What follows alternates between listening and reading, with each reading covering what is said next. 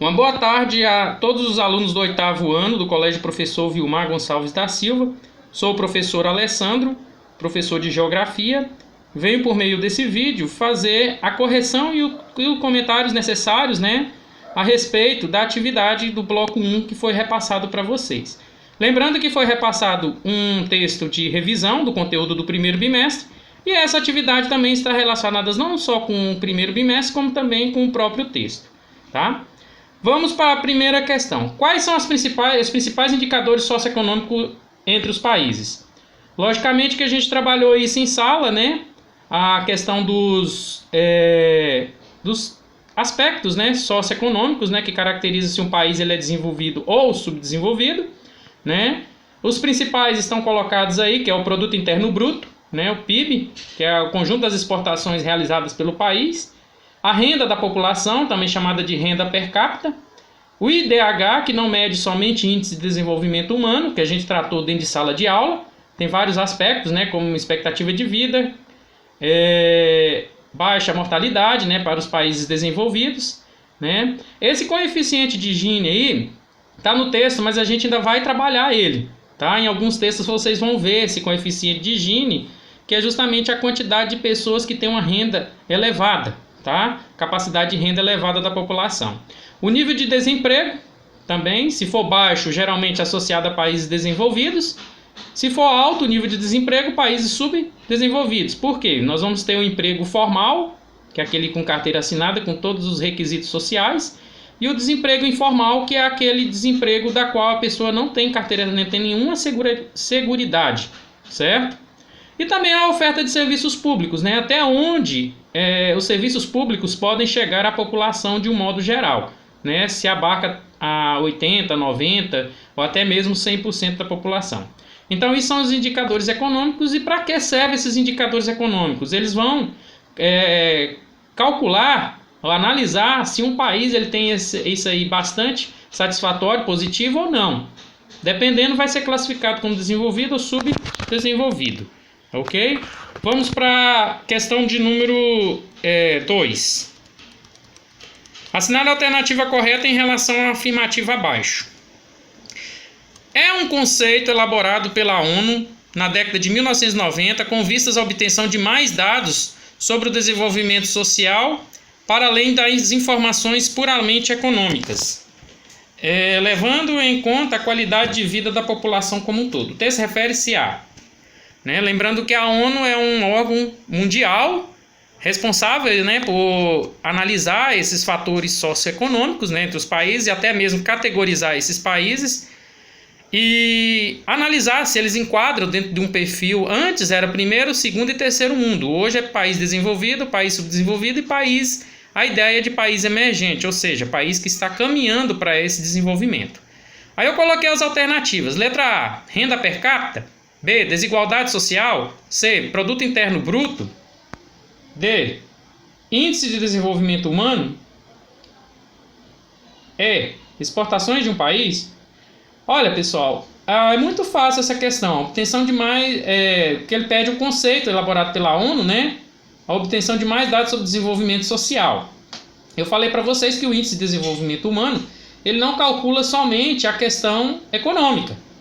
Ele calcula também a questão do desenvolvimento humano. E, calculando a questão do desenvolvimento humano, ele vai calcular também o índice de a questão social. Então, a alternativa exata seria o quê? O índice de desenvolvimento humano. Os outros são aspectos socioeconômicos calculados pela ONU? Sim. Porém, o que mexe com essa questão do desenvolvimento social e não puramente econômico é o IDH. Ok?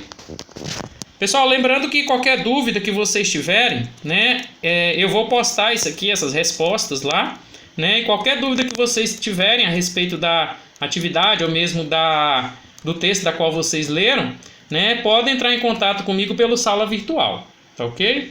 Vamos para a questão 3.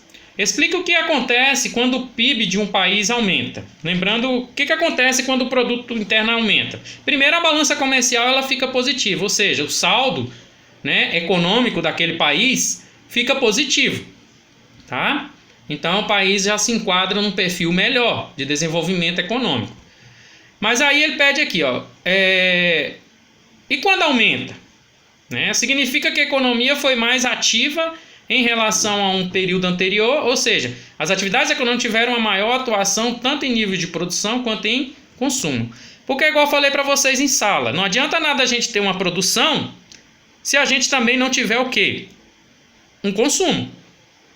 A questão da produção com consumo dentro do sistema capitalista, ou mesmo dentro da globalização, que é a fase mais atual do sistema, tem que caminhar junto, tem que ser sincronizado. Eu falei isso para vocês em sala. Certo? Para que um país tenha isso aí elevado e desenvolvido, é necessário que tanto a produção quanto o consumo sejam o quê? Equivalentes, sejam iguais. Né? Eu tenho que produzir uma quantidade da qual também eu posso vender. As pessoas podem consumir. Né? Questão 4. Assinale a alternativa correta. A distribuição de riquezas produzidas no país pela população e distribuída de forma igualitária para essa mesma população é conhecida por...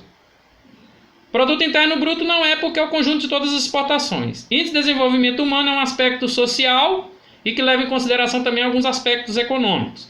Produto Nacional Bruto é o que cada país produz independentemente e é analisado internamente dentro do país. Importação de produto não é, porque a gente viu que importação de produtos são mercadorias que os países compram, né, ao invés de vender, que é exportação, mas compram de outros países, ou seja, importam essa mercadoria.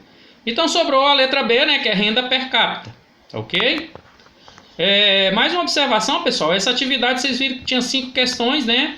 O total dela vai valer 5 pontos e a gente vai estar, eu vou estar postando a nota para vocês lá automaticamente que eu corrigir essas atividades de vocês, elas vão estar o quê? Postadas lá no sistema, ok? Número 5. Quais os 3 principais fatores levados em consideração pelo IDH? Nós temos 3 principais aí. A renda, né, da população, que nós também chamamos de renda per capita. A expectativa de vida, ou seja, o período de vida prolongado, a longevidade que essa população vai ter. E também o acesso à educação, ou seja, uma população educada, uma população que tem uma educação desenvolvida, consequentemente ela vai ter emprego, ela vai ter tecnologia, ela vai ter pesquisa, ela vai ter tudo positivo a seu favor, ok? Então, pessoal, isso aí foi a correção. Semana que vem vai ter mais atividades. Relembrando a vocês, né, façam dentro da sala virtual. E outra coisa, vale 5 pontos essa atividade, eu vou somando à medida que for fazendo a atividade. Se tiver mais que 2, daqui até a gente retornar aí às escolas, aí às aulas, né, presenciais, eu vou fazer a divisão de acordo com a quantidade que foi repassada para vocês. Então tá, um grande abraço, fiquem com Deus, se cuidem, tá? Não saiam de casa por conta dessa pandemia, espera a coisa apaziguar um pouco mais, tá? E do mais, uma boa tarde a todos.